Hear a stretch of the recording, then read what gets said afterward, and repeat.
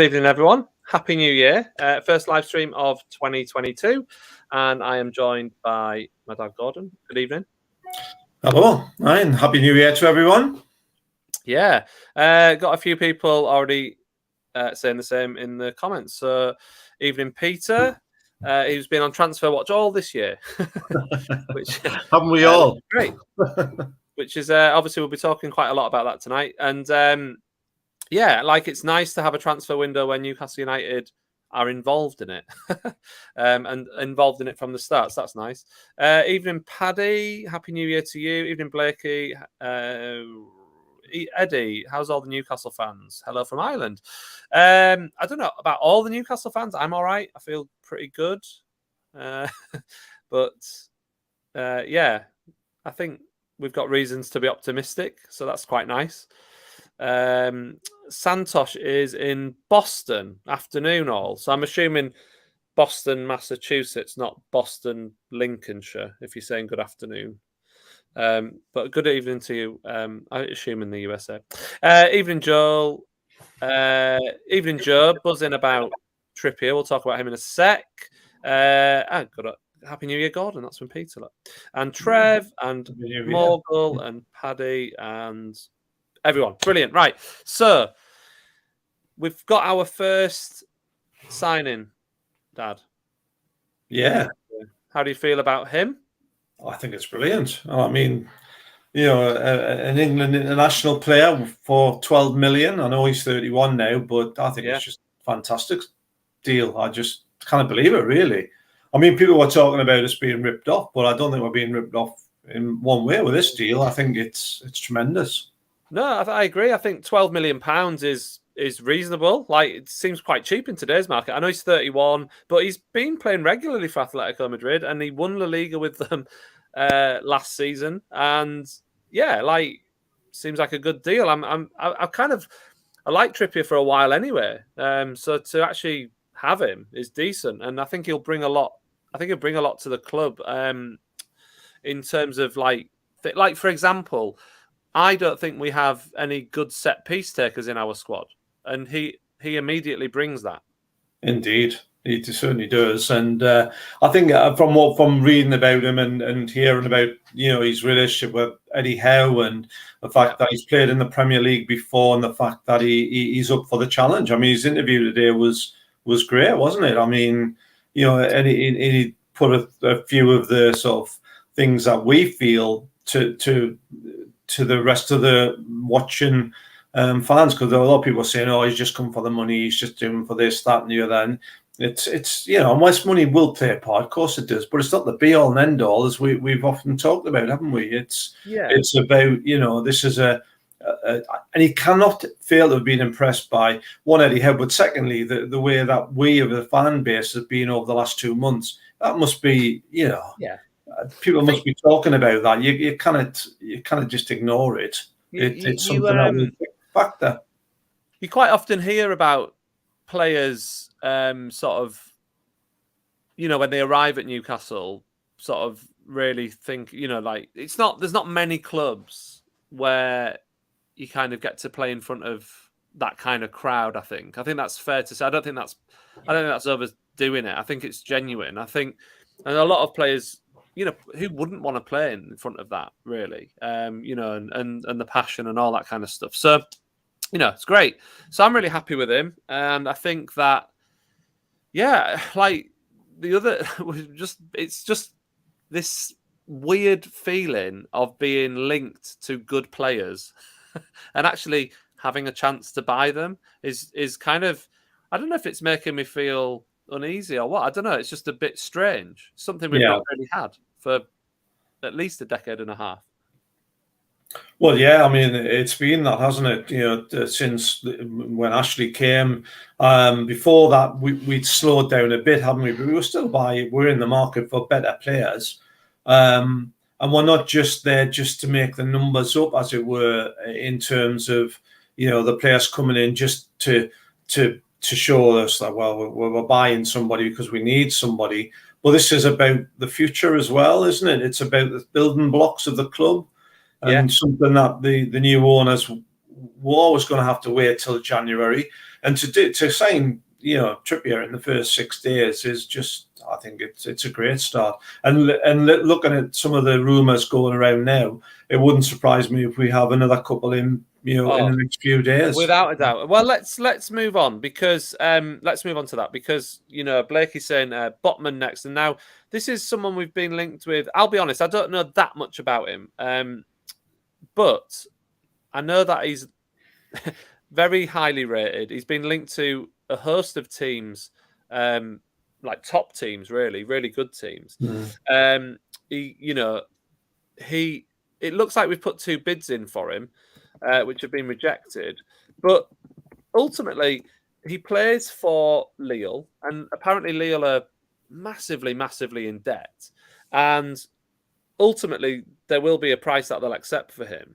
But what makes this even more interesting, I think, is he has been on social media today. I don't know if you've seen this, but he's been on social media today kind of liking posts. So like there was a post of him in a Newcastle, like mocked up in a Newcastle shirt that he liked, that kind of thing. Now, for me, players aren't stupid, are they? Like they know that if they do that, it'll be picked up on. So for me, is that him subliminally or whatever it is, saying, "Yeah, I want to move to Newcastle. I want that move." Do you think? What do you reckon? I think there's something in that, and I think also didn't he like Trippier coming arrive? That's right. That was the other thing he did. Yeah. So that he seems to be sending a message. We'll see, won't we? But if we do, as Peter's just said there, it will be a hell of a statement if we get him. Yeah. I mean, you kind of quite believe it, really, as we've said already. Being in the market for this type of player is just mind-boggling after all these years of being in the land of Ashley. It seems to be a lot going on there, and let's hope it comes to fruition. Yeah. Morgo says that's not subliminal, it's blatant. I suppose it is. I suppose that's a fair point. It is. What is very, very satisfying, in my opinion, is that it is showing the intent of the owners here. Because, yes, we are in a terrible situation in the league, right? We are not in a good place. But, look, Trippier's not the elite of the elite, is he, right?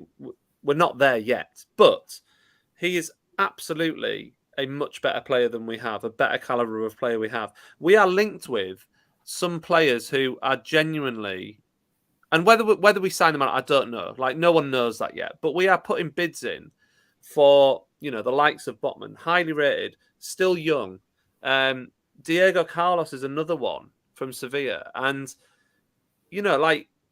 these are players who are Diego Carlos, I think, is valued at 30 to 40 million pounds. So, he's a decent player again, and he's only young, I think, him as well. So, whether that's a permanent move or not, I don't know. But, we're linked with these players who are playing at a very high level across Europe. And that is something we're just not used to having. And it shows that the new owners are serious. And it's exciting. It's really exciting. Yeah, it's what we hoped it would be, isn't it? And I know, when it got to sort of 12, the end of the 1st of January, people were already saying, "Oh, I haven't signed anybody yet. They should have had them ready to go." But life doesn't quite work out quite as quickly as that. Not in modern day football. And then somebody the other day said, Watford have signed somebody. Well, yeah, but they're signing them from themselves because they own the other club that they get these players from. Which is what they've been doing for years, isn't it? Yeah. They've been doing that for a long time. So, no, Trippier, but we talked about this quite a lot, haven't we, over the last few months, about the players we will get in will be better than the ones we have, but they will not necessarily be the ones that will, eventually take us to winning the Champions League. It's not going to happen overnight. It's going to be a building process. And Trippier is a good start, and now we need to add to it. And with these type of players, I think it's really exciting. I mean, it's just it's incredible. I think the what what is worth remembering, because obviously the obvious parallels with what's happened to us is Man City. And, Man City's first signing, I believe, was Wayne Bridge. And, Gareth Barry was close after him. They started with those type of players. And, they're not the elite of Europe, are they? At the time, they were very good players. Well, they were good players, They were better than what they had. They helped build them and get them into that top 4. And then they took it from there. Now, the only fly in the ointment for us is this relegation battle. If it's just absolutely crucial. Yeah, I mean, I was just about to say that we're starting from a lower base, aren't we? Because we're second bottom, and we're points adrift of certainly 5th bottom. I mean, 4th bottom I think is within range, but we can do this. But the first priority now is to get good players in, survive this season, and then let's see what the summer brings. That's how I think the club are planning it. And we'll see where we are. After the Manchester United display, there is no reason why we can't stay up. I still believe that. And even though Leeds went and won last week and went 8 points ahead of us, it's still not beyond reason that a good run would actually take us towards that. And if we beat them, because we do play Leeds, then of course that would narrow that gap. I had a friend text me after the games last weekend. It said, "Oh well, it looks like the bottom 4's sorted. It's just who's going to survive out of that bottom 4." And I said, "It's still too early to do that. It's still too early to say they're definitely the bottom 4 and only one of them is going to survive, because I guarantee there'll be at least one of those teams from 11th to 16th, possibly 2, who will drop like a stone in the second half of the season and will become embroiled in the relegation battle." And also, if we are successful in this January transfer window and buy a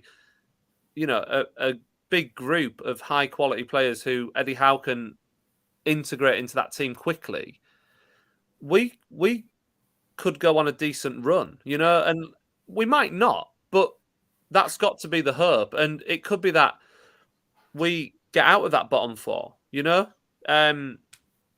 it's not beyond the realms.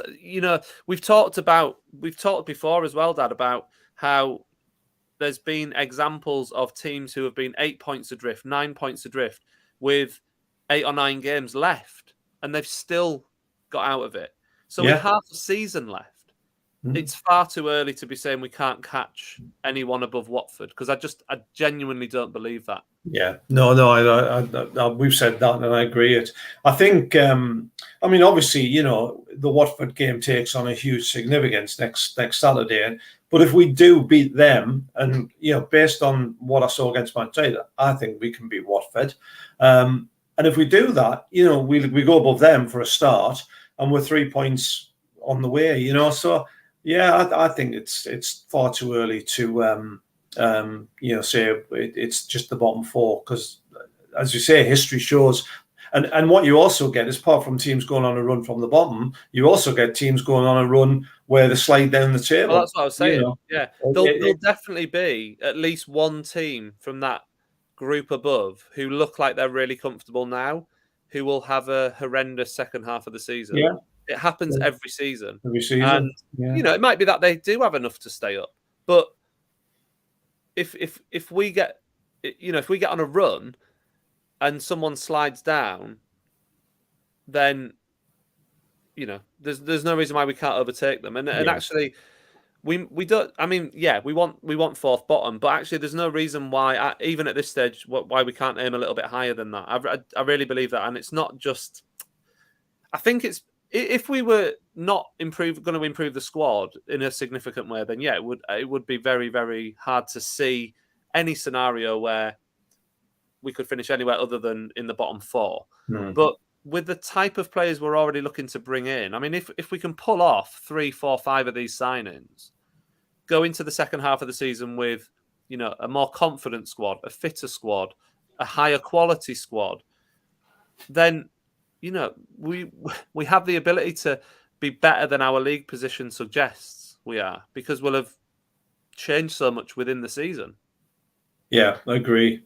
And I think, you know, the way that it is with these players coming in will give that boost to the players that are there. You know, players who, you know, maybe feel a bit lacking confidence, but actually, you know, it's amazing what the impact of fresh faces can be. And if they're quality players, then it'll have an impact. There's no doubt about it. Yeah.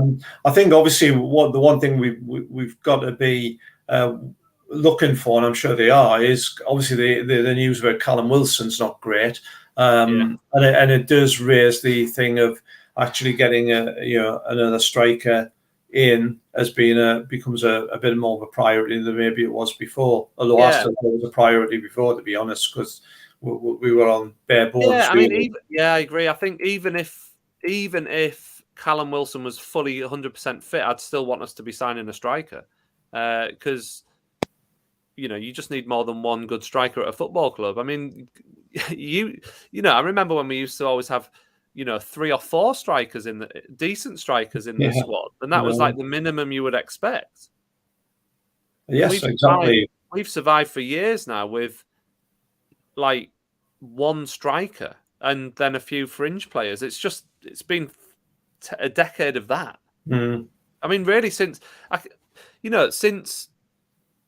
Demba Ba and Papis Cisse were together, when have we really had 2 really good strikers at the club? Has there been a time since then? Not that I can think of. I mean, those two. They're funny because that match came up on Twitter the other day. The Man United game from 10 years ago, when Demba Ba was in his prime and Cabaye curled that free kick in. But yeah, I mean, we've waited a long time to have, and I guess it just sums up the Ashley era, doesn't it? That we were always playing with enough for a decent first team, but as soon as we get injuries, we were knackered quite often. And that you kind of run a football club like that, and that's the way we've survived over the last 14 years on and off. Yeah. Absolutely. And it's just, I mean, thank God those days are over. Like, they're over. It's amazing. We can see what a properly run club is like. And actually, as a football fan, I mean, I don't particularly like the transfer window anyway, as a thing. Like, I'm not a massive fan of it. I think it's silly, but I get why they do it now, because it builds massive interest in football, and it makes it a good. It's like it's a commercial thing, isn't it? In terms of like making it an event. Whereas I just think it's a load of nonsense that we've got transfer windows, to be honest with you, because it's just unnecessary. But that's another issue, another debate for another day. But it's just really good anyway, that we are trying to sign some good players finally. So Frank says, this is interesting. I've only just picked up on this actually myself. So Frank says there's noise from Southampton, I think it is, trying to get our players who we sign ineligible for the rescheduled matches. And Peter's sort of making a similar point, in a different way. But what do you think to that? I mean, well, I think it's absolutely nonsense, isn't it? I mean, they'll moan on and moan on, and to be fair, Hassan's got a reputation for whinging. I remember, it's a bit of a whinger, after a game we beat them in last year, wasn't it? When he whinged on, and what is it about these managers? They come in and then they start whinging about these rules, which have always been the case. You strengthen your team in a transfer window, and you play. And what would happen, for example, if we decided to sell half a dozen of the players that we had in place on the 31st of December? They'd have to come back. We're going to get them back. Back for the rescheduled match. Yeah. It's just nonsense, and it's just a lot of hot air. And also, it means that all the other clubs who sign players during this window who have cancelled games, they can't play that. There's so many matches being postponed, and like, we didn't have a match postponed until quite late. Loads of other teams had matches postponed well before we did, and no one said anything. And then it's almost as if needed it. Then it was to have the game postponed. Well, it's just crazy. It genuinely shows that all these things, how fearful clubs are of Newcastle right now. Like, even though we are the position we find ourselves in, obviously they are scared that we're we're going to become a power or a force in the league again, and they all hate it, and it's like, but I just think that kind of stuff from like Southampton saying that, and to be honest, it just makes them look ridiculous. There is absolutely no precedent anywhere in football history which would back up that view, would there? That players can be banned from playing in a rearranged game. That's just the way. It's just tough. It's just tough luck. I mean, even when you go back to them 2 years ago when we had the close down. I mean, there was players who were available, who weren't available. Maybe they were injured, maybe they weren't injured. I mean, where do you draw the line on players being available? Yeah, it's just hot air, and I think we should just not get wound up by it too much, really. Yeah. Frank's sort of saying he thinks it's nonsense. Think they want a time machine. What about injuries and suspensions that no longer apply to a rescheduled fixture? And that's exactly the point, isn't it? Players might get sold as well as bought. It's just it is a nonsense, and I don't think it will go anywhere. But that said, you just never know. But then it would open a can of worms. It's never happened before, as far as I'm aware, and also there's so many games that need rescheduling. They would have to. It would affect all the other clubs because it seems to be directly the Newcastle list, doesn't it? Whereas there are lots of teams have had games postponed which have now been rearranged, and one or two of those clubs have already bought players as well. So are they going to say then it's not going to happen? It's just apparently Everton are getting in on it as well. I've not really seen much of this story. I've just kind of looking now, so I'm not. Well, Everton are a joke, aren't they? Because actually, the game that they had cancelled against us was exactly. They had one postponed the week before. Exactly the same reasons. I mean, they just had selective amnesia. Really, it's just nonsense. It really is laughable. I love this from Morgul. Bid for Ward-Prowse to annoy them even more. Yeah, exactly. I'd love that. To be fair, he's a decent player. He's better than some of our players we've got at the moment. So, Andrew says, who would have Genie back? Wijnaldum. Would you take him back?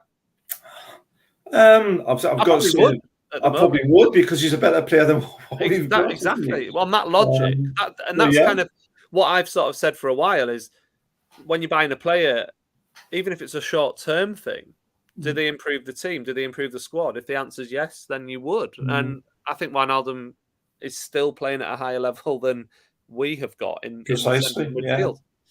Overall. So maybe, but I don't know if that's realistic or not, Andrew. And I've not actually seen any stories linking him, not concrete ones. I know that before the new year, last year and stuff, there was some. So a few people saying Conor Cody as well tonight. Now, I would absolutely love to see Conor Cody come to Newcastle. I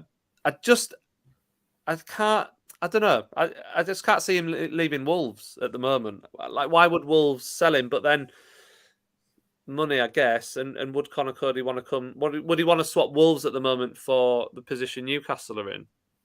Yeah, I mean, he's a player that I like, but I cannot see that being like for those reasons. I can't see Wolves selling them in this window. Yeah, they don't need to, do they? That's the thing. Need to, no. Maybe he's one for the future months, but then if we get Botman and this other lad from Seville, then you could argue we might not need that sort of player. But, I mean, even with the wealth, you cannot have a big, an endless squad, can you? So no, that's right. He's a good player, and if we signed him, I'd be very happy. Yeah. I think there are other people who were more probably in for than Cody. I mean, it's quite.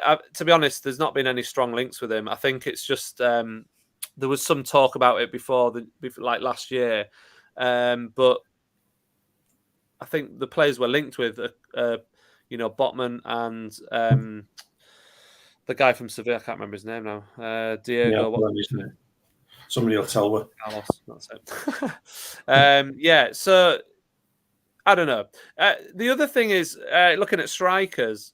So these are the ones that we've been linked with: Martial, Origi, and Solanke from Bournemouth. I mean, I don't know. I mean, again, all of those players would be good signings at this point. I mean, Origi's not really played much, so and Martial hasn't either, really. To be fair, so I don't know. I don't know how likely any of those are, if they're the kind of players we'll end up with. I mean, I don't know. What do people think in the comments? Would you be happy with any of those three forwards, strikers, to sort of, I guess... I think in the situation we're in, I mean, again, I think they're all decent strikers, and some of them haven't played a lot, but that's because of the clubs they're at, isn't it? It's like, Origi and Martial. I mean, it's the fact that they're in a team which they're coming off the bench or whatever, and or opportunities are limited, but they're good players, and they're better than Dwight Gale, aren't they? Yeah, exactly. That's it. I mean, Joel's saying like he doesn't fancy Solanke out of those three, but like he's better. I would say he's better than Dwight Gale. So on that basis, you would have him in, and also Wilson is unfit. Yeah. Would he do a job? I don't know. I guess it's really hard though, isn't it? This transfer window, because it's like, what are we signing players for at the moment? Are we just trying to save? Like, are these players that we're hoping to just save us from relegation, or are these players that the club genuinely want for the next 2 or 3 years? Do you know what I mean? Like, I think there will be some of that thinking in it, that it's not just a short-term fix, and that's why they'll want to get someone in. But looking at those players, you couldn't say that they'll all be just shipped out in June if we sign them now, could we? No. And Solanke, I think the problem with Solanke is that, of course, Howe signed them, didn't he, at Bournemouth, and he wasn't a great success. Yeah. But does that mean he's a bad player, or is it just the circumstances he found himself in at Bournemouth at that time? We've seen this before with players that they have a terrible time at one club, then they get snapped up by somebody else and they become a revelation. Now, I'm not saying that will happen here, but it doesn't mean to say that he's not a decent player. And like we said, he's going to be better than Gale as an option. So we'll see. Yeah. I guess that's the other thing. Neil's saying he's quite strong on top scorer in the Championship. I guess the thing with that is he top scorer in the Championship? Because I thought that was not either. Yeah. I thought that was Mitrovic, but I might, unless he stopped scoring, I was like, anyway, he's obviously scoring lots in the Championship, but again, Gale scored lots in the Championship. So has he ever done it at the Premiership level, Premier League level? Maybe. I don't know. That's maybe the argument you could make against him. But is he better than Dwight Gale and whoever our next striker is after Dwight Gale? I mean, who is our next striker after Dwight Gale in the squad? It's a good question. Exactly. I can't think of one, really. We don't really have one, do we? No. It's like, and there's nobody coming through the ranks, is there, from the academy or anything, or the under 23s that would say there's a striker to put in. We are just very thin on the ground with forwards. Yeah, out forwards. Yeah. Joe's just clarifying his point there. Out of the three, I agree with this. Like, out of those three, Martial and Origi are the better players. So that's fair. That's a fair comment. I agree with that. But going back to that thing, would Solanke improve us? Yes. So, but then lots of players would. I mean, it's one of those things, isn't it? Peter's saying Joelinton's pretty much our striking backup right now. It says a lot, really, doesn't it? I mean, he's finding a new role in the midfield, which is You see, I don't want Joelinton to go back to being a forward.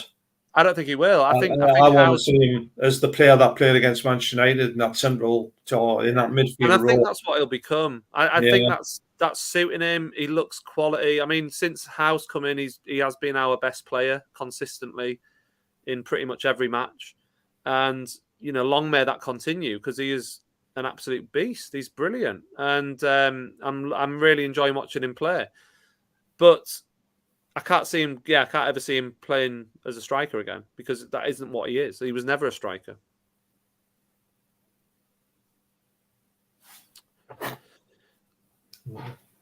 Right. So, the striker we signed from Go. Sven Botman. Is that breaking news, Connor, or is that? Let's have a little look. All right. We'll see. Yeah, is that? I've not seen that, but if that's true, that's awesome. So that's pretty cool if that's true. Right. So anyway, let's talk about something else just for a little bit. So obviously we've got important matches coming up. Tomorrow is the FA Cup. I mean, I don't know how people feel about the FA Cup. Are people bothered about the FA Cup this year? I know you're going to the game tomorrow, Dad. How are you feeling about the FA Do you know Cup? what it is? I'm quite excited about going to tomorrow. Partly because it's going to be a massive crowd again, and I think the atmosphere will be tremendous. What do I want? And obviously, I think we can beat Cambridge, and I think that could be another good springboard for us, to get another win, albeit an FA Cup win. But we've seen this before with teams, isn't it? They get a win in the cup, and it just brings a bit of difference to it, and it leads into the league form and knowing how to win the game. So no, I'm looking forward to it, and if we get on a cup run, I would be quite happy with that. And if we can stay up and win the FA Cup, then that would be all right, wouldn't it? Yeah. Or it'd be typical Newcastle if we won the FA Cup and got relegated, but which has happened before, hasn't it? Wigan did that a few years ago. I think for me, again, it comes back to the same thing as the transfer window. Really, we've not competed in the FA Cup for a decade and a half, and so it is exciting to actually enter the competition knowing that the club probably want to try and target it and go for it, because the easiest way for the new owners to win a cup will be the League Cup or the FA Cup. Yeah, that's the easiest route to a trophy. Yeah, and we've seen before clubs can have good FA Cup, well, they can have League Cup ones as well, but either cup, we've seen teams from lower divisions even get to the semi-final or quarter-final of the FA Cup in recent seasons. So no reason why we can't do that. Any idea what the team might be tomorrow? Because I've got absolutely no idea how Howe's going to approach this with everything. I don't think anyone does. I would be shocked if Trippier played. I don't think he'll play. But apart from that, I suspect, and this is just a hunch, but I don't have any information or I've heard anything about the game tomorrow, but I suspect he'll play quite a strong team. That would be my suspicion. I think he'll go out with a pretty strong team, and I think that will beat Cambridge quite comfortably at home. Yeah, there's two of the young lads in the squad, isn't there? Didn't I read that? The lad, what's their names? White, is it the one? Oh, I read it earlier and meant to write them down. But there's two younger lads being put in the squad. That was in the Chronicle, I think. So injury, Wilson and Hayden are obviously out. Dummett, Fernandez, Fraser, Lewis, St. Maximin, and Fabian Schär. Fitness status is awaited on all those players. This is from nufc.com, by the way. I'm just sort of reading this. An unspecified number of players recorded positive COVID tests last month, and their availability is yet to be confirmed. Manquillo will be available for selection. Elliot Anderson and Joe White are anticipated to be in the squad following recent bench selections in the Premier League. Yeah, so nobody knows the COVID situation, of course, within the club. So, and it sounds like the club haven't really given that many details away. So, I think everyone will be guessing really about a team. But I think we don't have a massive squad anyway. Let's be honest. So, I think it'll be a case of we'll be playing quite a strong team and hoping to get a. And to be honest, whatever team we play, I would expect us to give it a good go tomorrow and beat Cambridge. I'll be a bit disappointed if we don't. Yeah. Connor, God, imagine if we win the FA Cup. Imagine. Morgul says players need to start building a winning streak. Let's start with the cup win, carry the form into the league. Yeah, I mean, look, winning helps any team. It's just kind of a good. It's always good to win a game. It doesn't matter who it's against. So, yeah, I said just go for it and hopefully make light work of them and not what we don't want to get. I mean, there's no replays, thank God. So it has to be sorted tomorrow, one way or another. There's no replays. It is, isn't it? Yeah. There's no replays in rounds 3 or 4 this season, which I guess has been coming, but. And Jim's saying the same. FA Cup's a good concentration. May as well give it a go, as the Premier League is a battle to survive, and it just might kickstart something, mightn't it? It's just one of those things. You never know. Just another story that's kind of breaking that a few people are messaging about. This. Apparently, Mike Ashley made a £50 million bid for Derby County. And I guess, I mean, I don't really want to talk about this for too long, but my view on this is Derby are over a barrel, aren't they, really? Because they're desperate. And Mike Ashley knows it. And it's exactly the kind of thing he does. And it's hard because Derby County fans will just want to make sure their club's safe and saved and not in danger of going out of business. And I would hate to see Derby County go out of business. But the thought of Mike Ashley owning another football club also is also an awful thought. Mm-hmm. I think short term it might be the answer for them in terms of having a club. But as we found with Ashley, the early days were quite hopeful, weren't they? But then the bit of reality came in that he was actually just, it was a vehicle for Sports Direct, and it was he was just using us for asset stripping and making a lot of money from us without necessarily funding the football team. I think his intentions would probably be different with Derby, though. I think it would be a case of save them, flip them, sell them. I don't think he would. I don't think Ashley would want to have a long-term involvement with a football club again. And I think it's very much a case of buy cheap, save them. Whether that is, I mean, they're probably going to go down, but then get them back up to the Championship, make them worth more than £50 million, and sell them on. That's probably what his plan would be. But as we've seen with Sunderland, that plan is not foolproof. So foolproof, is it? Yeah, it could very easily go wrong. Connor says, to be honest, anything is better than liquidation. And if I was a dad, I'd be really. And that is the point, isn't it? It's like they are completely over a barrel because they have got nowhere else to go. So if Mike Ashley is there, could save the club from liquidation, then you've got to say what that. Would you rather do? What's the worst thing? Sort of not having a club or having Mike Ashley own you for a period of time. I don't know. I feel for Derby, I really do, because clubs like Derby for me are important. They've got rich history, good fan base, and just had an awful run for 2 decades, basically. Yeah, they've been over a barrel the last few years, haven't they, with one thing and another. Had owners and dodgy stuff and all that kind of stuff. So, yeah, just... There's been a lot of those sort of clubs, though, over the last 20 years, hasn't there? Clubs who were once, regular first division teams, as they used to be in Premier League. Big club teams who you would have expected to have come back into the Premier League, but there's quite a few of them down there, isn't there, who struggled. I mean, Derby or Sheffield Wednesday spring to mind. And I'm sure there are others. Forest, another one, really. Forest, of course, Forest, exactly. I think for them it could be the answer to having the football club or not. Yeah. And I guess as a football fan, you would want that. You don't want to see any club go out of business. I personally don't ever want to see that. So I just think with modern football, though, don't you think, again, it comes back to this division of wealth.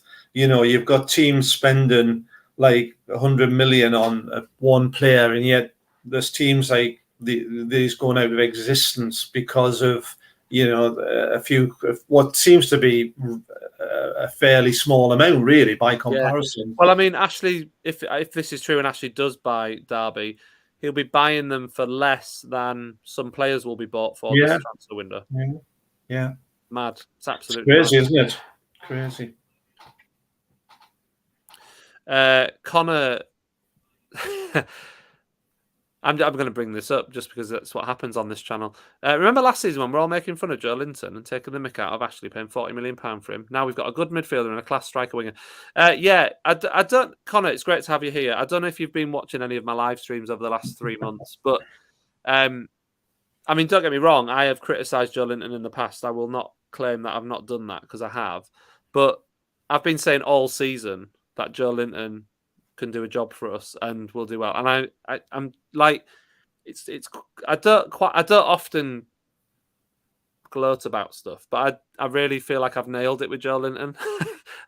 It's quite satisfying seeing him play so well because I stuck up for him earlier in the season when lots of people were like literally saying you're talking rubbish, basically, Ian. So it's kind of that. There's Blakey sticking up for me. You see, someone said there was a player in Big Joelinton. Yeah. So, anyway, Malcolm reckons it's luck than good judgment. I disagree, Malcolm. Like, I don't claim to be a football expert. I claim to be a football fan, but I feel like I did see in Joelinton that there was something about him and something changed in him in terms of, like, I don't know, just like his attitude and the way he was playing and stuff. So, anyway, I won't keep going on about it. Thanks, Connor. I appreciate that. That's the Joelinton slot over for this stream, then, Ian. I feel like it's not a live stream if we don't talk about Joelinton for at least a few minutes. So. Yeah, the Hoffenheim fans apparently told us all along. I've not spoken to any Hoffenheim fans, but apparently, they do. I mean, there must be somewhere on the internet, I suppose. Okay, let's just do that to that guy because I don't know what he's doing. Right, so let me have a look. Yes, let's talk about Premier League fixtures. So the FA Cup, obviously, very exciting. A nice distraction. But these are our fixtures coming up for the rest of the season, actually. I put these together. The Southampton-Everton games in red in the bottom corner there, they're yet to be scheduled. So what I've done is I've put the next 7 matches, as you can see. So they're kind of like, that's like a run of games that we've got where you think, we've really got to win quite a few of those games, in my opinion. And then the games down the right-hand side are like the rest of the fixtures in order for the rest of the season. So after Brighton, we go to Chelsea away, then Palace at home. So, and obviously the Southampton and Everton games will be slotted in somewhere. How many points, Dad, do you think we really need to take from those next 7 matches? Out of 21. If you look at it, we've got 3 home games there, haven't we? Against Watford, Everton, and then Villa. By this time, by the 30th of February, and then of those, I mean, I will be wanting to think that we should get at least 2 wins out of those 3. I think we can get something at Leeds. Whether we win it or not, I'm not so sure. West Ham will be tough, but again, I think we're capable of getting something. And then Brentford, I think if we can get somewhere between 12 and 14 points, I think that would be a good return. Yeah. Well, considering we only have 11. Yeah. We would more than double it with that. Yeah. And I think that would be, in 7 matches, would be a very good haul. So what's that? 7 matches, 21 points. So yeah, I'm saying 12 to 14 points. If we it's about half of the points, isn't it? Yeah. I think that's reasonable. And I think we have to do it. I think the time for not losing games, that's kind of over in a sense. I mean, we might get the odd draw here and there. That's fine. I'd rather draw a game than lose it. But we have to start winning matches. And we have to really... I really believe we have to beat Watford. I think that's... Yes, I agree. Massive. I agree. And I think we can beat Watford. And I think the club are... and Eddie Howe often says he's always just concentrating on the next match. Now, I know tomorrow is the next match in terms of the Cup, and he'll have that. But, he's got the one eye on what they're going to do against Watford. And obviously, it depends on who we sign in the meantime. But I think they'll be targeting that. And to be honest with you, if we play anything at like the level we did against Manchester United, then we will beat Watford. I just think we will. Yeah, I mean it. And sooner or later, we've got to win a game, haven't we, at home? I know we beat Burnley, but we now need, like you say, to win. And I think we will be looking to. If we haven't beaten Watford next week, I will be very, very disappointed. Yeah, I agree. I think the Watford game for me will really set the tone for the rest of that run of games. And I think if we win it, then I think momentum will take over in a sense. Yeah. I think it will Well, going back to what we said about the cup, if we win tomorrow and then we can beat Watford, that's, you know, an okay, different competitions, but that momentum, that winning feeling with new players building, we could get into a good run of games where we do pick up and we'll win away. You know, because again, you know, we haven't managed that this season. Yeah, So, and let's be honest. I mean, Leeds, Ellen Road, obviously not. It's tricky, isn't it, going to Ellen Road? No away game in the Premier League is easy, but Leeds not doing particularly well this season either. So if as far as away games go, it's not a bad one. it'll be a hell of an atmosphere that day, and Yeah, it'll be a hell of a game. Massive. You know, and I'd give us a chance of getting something from that game. Yeah. There's a few comments coming in about points. Morgul saying 7 games, 21 points, job done. Roll on the summer. I mean, imagine if we could do that. Oh my god, yeah, it'd be so funny. Everyone would be gutted if we did that, wouldn't they? Yeah, that's the dream. But yeah, you know, realistically, like I say, if we could get the same amount of points as we already have in those 7 games, we'll be like 22 points with a third of the season left or whatever. So we'll be I think we'll be in a fairly decent place. But yeah, we have to start winning matches. It's as simple as that. And also, the key is beating the teams around us as well. Totally. You know, so if we can beat Watford, clearly that's going to be beneficial. If we beat Leeds, then we will be. I mean, Leeds are what, 8 points ahead of us now. I mean, how we'll be nearer to them as well. So this is where the thing about the bottom 4 are locked in. Well, not necessarily, because you know, if we beat Leeds, you know, let's just live in dreamland for a second. Imagine if we beat Watford, we'll be on 14 points. Leeds might not win their next match. You know, say they draw it, they'll be on 20 points. We'll be 6 points behind them. Then we beat them, we'll only be like 3 points behind them potentially. Yeah. So you know, it's not. To say that the bottom 4 are locked in is it is premature to say that. Yeah. Especially haven't Leeds won 2 games, 2 out of the last 2 home games. They beat Palace, didn't they? And then didn't they beat Burnley the other day? So they have done what we're hoping to do now, aren't they? So it's not impossible. Yeah. And also, like, I know some Leeds fans, and they're worried because, I mean, they're grateful for the results they've gotten recently. Because, I mean, they beat Burnley. That was massive for them, wasn't it?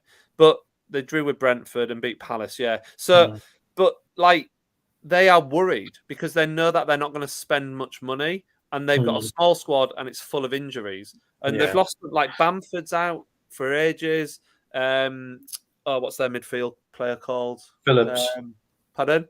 Phillips. Yeah, I think he's out again for a while. Yes, he's out for a while. They've got these major injuries to key players, and like they're worried. They are genuinely worried. The Leeds fans that I know about getting sucked into it. So I think beating Burnley was massive for them. It was a great result for Leeds, but I think Leeds fans, like realistic Leeds fans that I know, are still worried, and they don't think they're safe yet. They're not. They're certainly not. They certainly don't feel safe. Connor says if we beat Watford, we leapfrog them. And then if we perform well for a few games, we could be safe, right? And I kind of agree with that. I think we've got to get out of the bottom 3 and then build momentum and see where we are when we get to that game against Chelsea, you know? So I'll put the fixtures back up, look. So after that, we've got that Chelsea game away. So I guess that's a hard match. I mean, Chelsea still a very good team, even though they've had a few disappointing results, but you'll imagine that in the next month or 2, they'll find their rhythm again by the time we play them. And then we've got a bit of a tricky run, haven't we, in a sense? Palace at home, fair enough. Spurs away. Spurs are a funny team. Like, they're doing fairly well, aren't they? But I don't know, like, going away to Spurs, I'm not confident of a massive result there. Wolves going to be very difficult. Leicester will always give us a hard game, even if it's at home. So we've got, then we've got that Liverpool, Man City, Arsenal stuff. So plenty of tough games left. But so the next 7 matches, they are massive. And Yeah. the Man United point was totally agree. The thing with the Chelsea game, it'll come at a time when they're deeply involved in the Champions League, which they're going to have a lot more games, and that's one of the things with some of these better teams. I'm not saying that we'll beat them by any stretch of the magic, because they taught us a lesson when we played them earlier in the season. But I do think it'll be a different proposition when we get to play them. But I do think that you in the next 7 games, these games with the teams mid-table or around the bottom are key.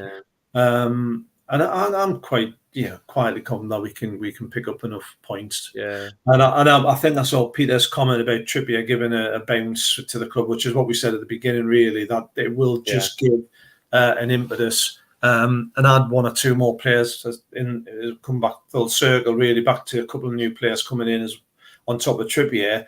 Then I think we can. It'll be a big boost to the squad as a whole.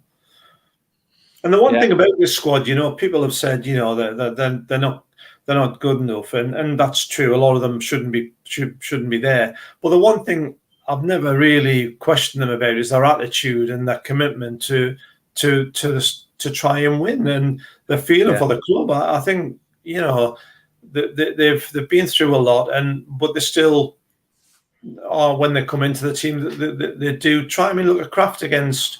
Was it Man United? Was it people had written him off, and he had an excellent game. Kraft, he was playing when Bruce went, and he played under Jones. He actually didn't do much wrong. Like, we thought he would, but he actually was solid away. He didn't make loads of mistakes or anything like that. So I agree about the attitude of the squad and the players. And obviously Eddie Howe's come in and built a brilliant team spirit straight away, and that was job number 1. Yeah, you can just see it. And even the players who are not in the team are part of that. And I think that's vital to a happy club, and a club which will gain in confidence. And once the results start to happen, then there will be a snowball effect. Yeah. Mark saying no fixtures easy, but the new signings will have gelled before we play the really difficult games again. And I think Frank's sort of replying and saying experienced players of a certain high level usually don't need much time to gel. A Carlo Ancelotti paraphrase there, but essentially playing time together is obviously helpful there. So I think what Mark's saying is right. I think that we're going to bring in players who need to learn the system, need to learn playing with the other players, and obviously getting that experience together when the games are a bit easier is obviously going to be more beneficial. So, right. Last time I did a live stream, I think it was Mark was like, was there no guest to player? So you're going to be delighted, Dad, that I've hate these things. I know what they're going to say. You're going to hate them. Again, I don't want to say too much, but I think they're all right. I think they're gettable. They're both players who've played within the last 10 years for the club. Right. Okay, so fairly recent, and that doesn't help me a lot. I can remember the older players better. Well, let's have a little look. Okay, player number 1. Who's that? Let me know in the comments if you've got a guess. Oh, man,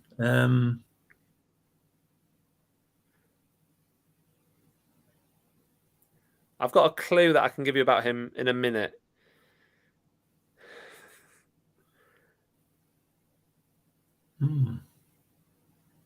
He wasn't a regular player. Didn't play regularly. So when sometime in the last 10 years? Yeah. But he was not a first team regular, really. It's not Malcolm McDonald. It's not Marvo. It's not Kieran Trippier. It's not Gouffran. No, good guess, but no, it's similar era to that, I would say. He might have even been at the club at the same time, I think. It's not Wijnaldum, not Danny Simpson. But again, yeah, sort of right era, really, that all these guesses, apart from Malcolm McDonald. Do you want a clue? It's not Perch. Would you like a clue, Dad? Yeah, you'll have to give us a clue because I'll never get these. I mean, Okay. Some might describe him as mint. it's the Leon Best. Yeah, it's Leon Best. Dexter got it. Well done, Dexter. Yeah, it's Leon Best. Leon Best is mint. There he is. Yeah. Like I say, didn't really play that many games for us, but he scored a few goals for us over the. I remember when he scored a hat trick. I can't remember who it was against, but I remember. Oh, that's a good question. Who was it against? Somebody will tell her. Yeah, definitely. I got that. You meant Leon. Definitely not George Best. Yeah. George. Yeah, that's a good question. Who did Leon Best score his hat trick against? I can't remember. He did score a hat trick, didn't he? I think he did score a hat trick. Yeah. Let us know. Someone will Google it for us. Yeah, that was the other one I was talking about. Orbitan, but he didn't have a shiny enough head for Orbitan. Yeah, he did have a big shiny head, didn't he? Right, the second one. Final one for tonight. Who is this? I don't know if I've made this too easy, but we'll see, because you always struggle with it. Point of saying that. Oh.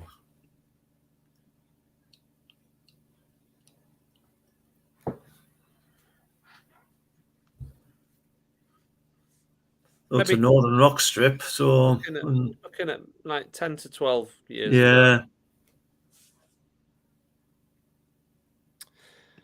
Dexter says he was great in the Arsenal 4-4 game. Was it that game? I don't think he scored the hat-trick. No, because Joey Barnes scored 2 penalties in that game, didn't he? And then Toyota scored the winner, and Leon Best did score that, didn't he? Well, he scored the equaliser, Ian. I mean, we may have felt that we won, but it was 4-4. Yeah, sorry. What did I say? He scored the winner. Yeah, the equaliser. No, Toyota scored the winner. No, I said Leon Best scored in the game. Anyway, let's look at this guy. Lots of people saying Joey Barton. Is it Barton? Yeah, I was going to say Barton. Not Joey Barton. No. Not Joey Barton. It's not Lee Clark. No, it's a Northern Rock strip, so it's in the... Yeah, Barton's absolutely bang on in terms of era, though. Yeah.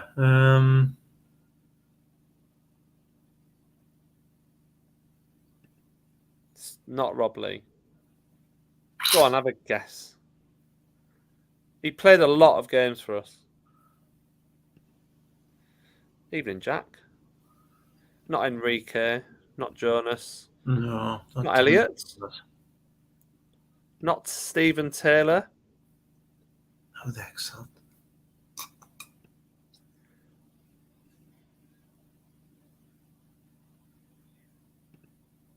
Oh, Blakey says, I did say he scored the winner. Sorry. I apologise, Dad. Thank you, Blakey.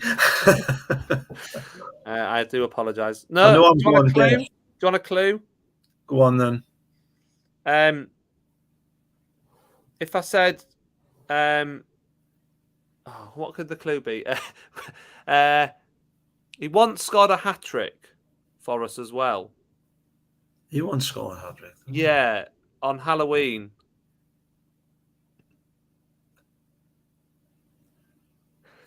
When we beat the Mackhams? Yeah. Well, it's Nolan, wasn't it? Was that not Nolan? No? Yeah, it's Kevin Nolan. I thought somebody said Nolan, no? No, well, they did, but I never said it out loud. Ah, right. It's Kevin Nolan, Dad. There we go.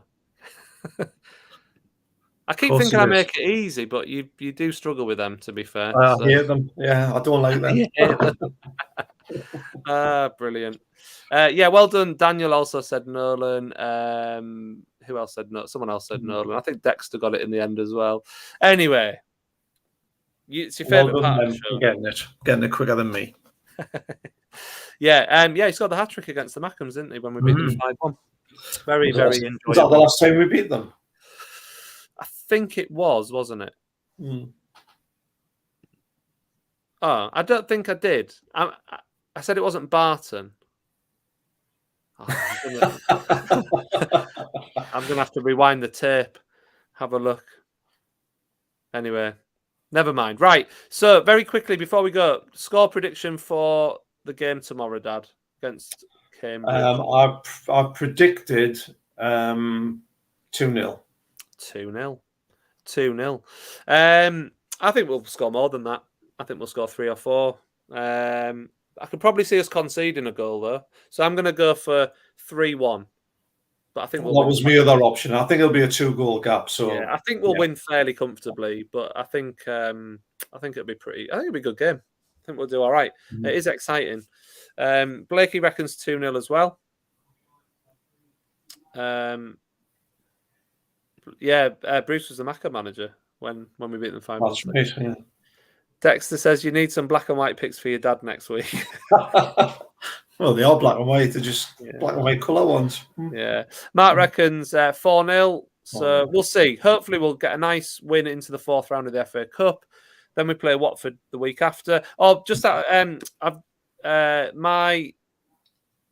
you can subscribe to my newsletter in the comment below. I haven't. I'm a bit late this week with it. It should have been out today, but I had so much work at work, so much work to do last night. I couldn't get it written, so I'm gonna release that tomorrow. So there will be a newsletter, and it will be out tomorrow. So keep an eye out for that. If you haven't subscribe to that in the description below. If you haven't subscribed, you should. It's well worth getting. Yeah. Not biased, but thank you. No, it is. It's well written. And, it's good. I appreciate it. Anyway, thanks everyone for joining us. We'll have another live stream. I'm not sure when. Could be sooner than you think, but I won't say when it might be. Dexter says the newsletter is magic, so thank you. Look, spread it far and wide. It'd be nice to have a bigger audience. It is growing, but it'd be nice to have more people read it because it's nice to have stuff read that you write, isn't it? Yeah. So anyway, right. Enjoy the weekend, everyone. Thank you. Yes, enjoy the weekend, everyone, and we'll see how tomorrow goes. Well, I think we're all confident. So fingers crossed. Fingers crossed. Yeah. Thank you very much. Right. See you later. Cheers, everyone.